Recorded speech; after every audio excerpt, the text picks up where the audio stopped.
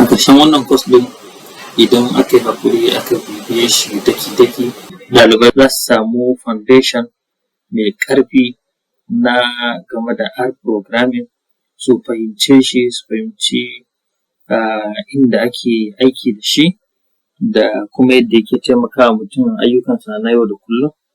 Sannan kuma za a koyi yadda mutum zai installing ɗin R da kuma R Studio. Sannan a wannan gaɓar kuma za mu yi bayanin menene R, menene R Studio, yaya suke aiki tare, ta yaya kuma suke taimakawa juna.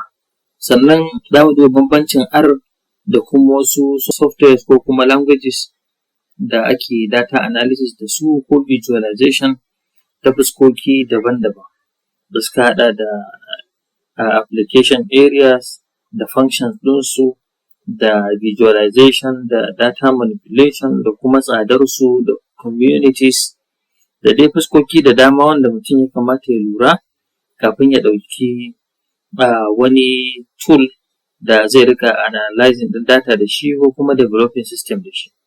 Sannan kuma za mu koyi yanda ake rubuta basic script na R. Za mu fara koyon yadda ake rubuta R code daga mataki na farko wanda ko da baka taɓa yin kowane programming language ba, baka taɓa ganin R ba, baka taɓa jin sunansa ba, idan aka fara insha Allahu mutum zai fahimci abun in dai yana da interest kuma yana bibiya. Sannan a cikin haka akwai abubuwa guda uku masu matuƙar muhimmanci idan mutum ya tashi koyon rubuta R code. Wato akwai variables, akwai vectors, akwai kuma data frame, wanda abubuwa ne da duka mutum ya san su, kawai sunaye ne aka ba su na daban. To za mu yi bayanin su a cikin simplest terms wanda ko da baka taɓa jin su ba za ka fahimce su cikin sauƙi insha Allah. Sannan kuma za mu koyi yadda ake data manipulation. Data manipulation shine jujjuya data zuwa yanda ake so ta kasance a yi analyzing ɗinta. Data tana zuwa a nau'i daban-daban idan za ta shigo cikin R. Za ka iya samun data wadda ake ce ma structured data wacce take tsare musamman. Akwai semi-structured data wacce wani lokacin wani ɓangaren ta a tsare, wani ɓangaren kuma sai an yi aiki da yawa a tsara shi. Sannan kuma akwai unstructured data wacce ba ta da kai ba ta da gindi. To duka waɗannan nau'ukan na data R za ta iya manipulating ɗinsu sannan ta yi analyzing ɗinsu kuma ta fitar da sakamako. Misali idan ka ɗauki misali ka ce irin posting ɗin da ake a social media ko comment ɗin da ake, abubuwa ne da ba su da wata structure ta musamman, amma kuma idan ka sa R zai iya analyzing ɗin wannan data ya fitar maka sakamako kuma a gano inda abin da mutane suke tattaunawa ya fuskanta.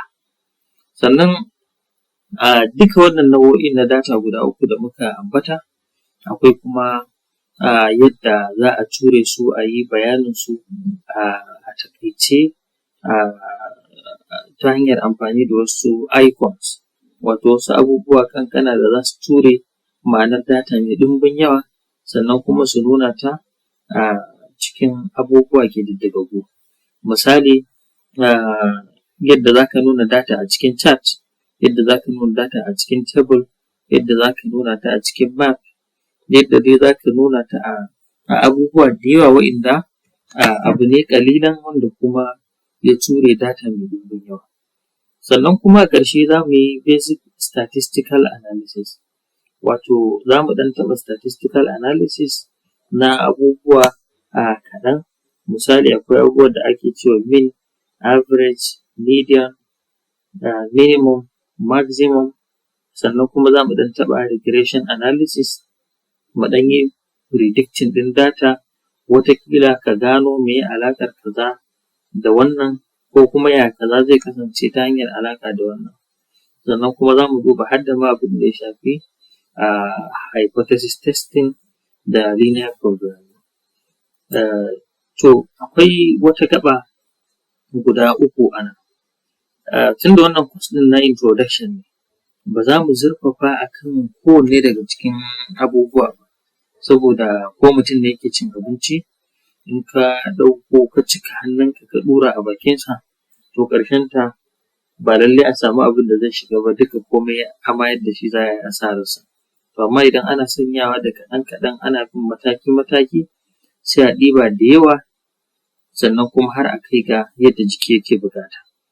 To haka idan mun yi wannan course ɗin a matsayin foundation kuma introduction, akwai wasu kwasa-kwasai guda 3 na R masu biyowa.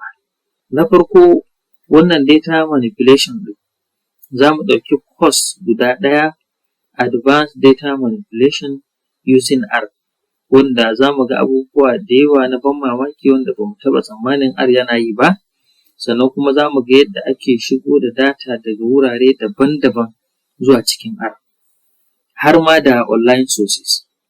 Sannan kuma akwai kuma data visualization using R, wanda shi kuma iya ɓangaren visualization kaɗai za mu ɗauka. Za mu yi course guda ɗungurungun mai zaman kansa, wanda za mu ga packages daban-daban da ake visualization da su da kuma yadda ake yin visualization ɗin da su. Sannan kuma za mu ɗauki course shi ma na musamman ɗungurungun akan statistical data analysis kawai. Ga duk wanda yake buƙatar sanin statistics sosai ko kuma wanda yake son yin statistical analysis amma kuma yana shan wahala wajen sayen software masu tsada ko biyan license ko kullum kana neman crack, yau kana bin wannan ya baka in ka samu da ƙyar ka biya daga baya a ce software ta zama out of date sai ka yi updating, to ga R nan ya zo. Duk wani abin da ka sani na statistical test za mu yi shi insha Allahu a cikin course guda a matsayin data and statistical data analysis using R.